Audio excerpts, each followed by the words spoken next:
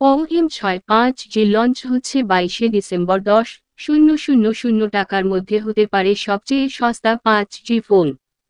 গত কয়েক সপ্তাহ ধরে M65G সম্পর্কে বিভিন্ন সূত্র মারফত একাধিক তথ্য উঠে আসছে। আর এখন কোম্পানির পক্ষ থেকে আনুষ্ঠানিকভাবে ভারতে M65G এর লঞ্চের তারিখ ঘোষণা করা হয়েছে। এটি M সিরিজের দ্বিতীয় স্মার্টফোন হতে চলেছে, যা 5G কানেক্টিভিটি অফার করবে। চলুন M65G সম্পর্কে এখনো পর্যন্ত কি তথ্য সামনে এসেছে দেখে নিই। পোকো তাদের অফিসিয়াল এক্স, আগে টুইটার নামে পরিচিত, হ্যান্ডেলে আনুষ্ঠানিকভাবে পোকো M65G ফোনের লঞ্চের তারিখ প্রকাশ করেছে। আগামী 22শে ডিসেম্বর হ্যান্ডসেটটির ওপর থেকে পর্দা সরানো হবে।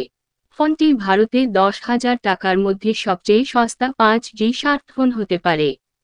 ইতিমধ্যেই কিছু পাবলিক সার্টিফিকেশন প্ল্যাটফর্মে 2312PC33i মডেল নম্বর এবং IR_P কোডনেম সহ পোকো M65 দেখা গেছে।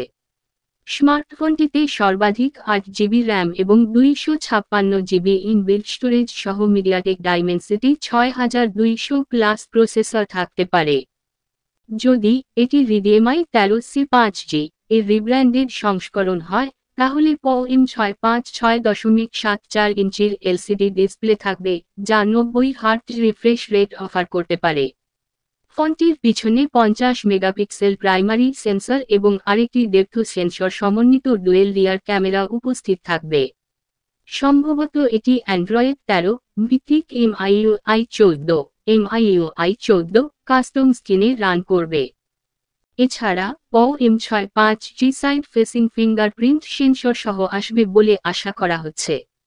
পাওয়ার ব্যাকআপের জন্য এতে 18 ওয়াট ফাস্ট চার্জিং সাপোর্ট সহ 5000 mAh ক্ষমতাসম্পন্ন ব্যাটারি ব্যবহৃত হবে। M65G এর রিটেইল বক্সে সম্ভবত একটি 10 ওয়াট চার্জার অন্তর্ভুক্ত থাকবে এবং স্মার্টফোনটি একটি USB Type-C পোর্ট অফার করবে। উল্লেখযোগ্যভাবে হাই-এন্ড M6 Pro 5G ফোনটি ইতিমধ্যেই ভারতে বিক্রি হচ্ছে। 8GB পর্যন্ত RAM এবং 256GB স্টোরেজ অফার করছে। স্মার্টফোনটিতে একটি কোয়ালকম স্ন্যাপড্রাগন 4 Gen 2 প্রসেসর, একটি বড় 5000 mAh ব্যাটারি এবং একটি 6.79 ইঞ্চি ফুল HD+ ডিসপ্লে রয়েছে। ডিভাইসটি দুটি রঙের বিকল্পে পাওয়া যায়, পাওয়ার ব্ল্যাক এবং ফরেস্ট গ্রিন। আগামী দিনে M6 Pro এর 4G ভেরিয়েন্ট লঞ্চ করার প্রস্তুতি নিচ্ছে বলেও গুজব রয়েছে, কারণ এটি ইতিমধ্যেই ইন্দোনেশিয়ায় প্রত্যয়িত হয়েছে।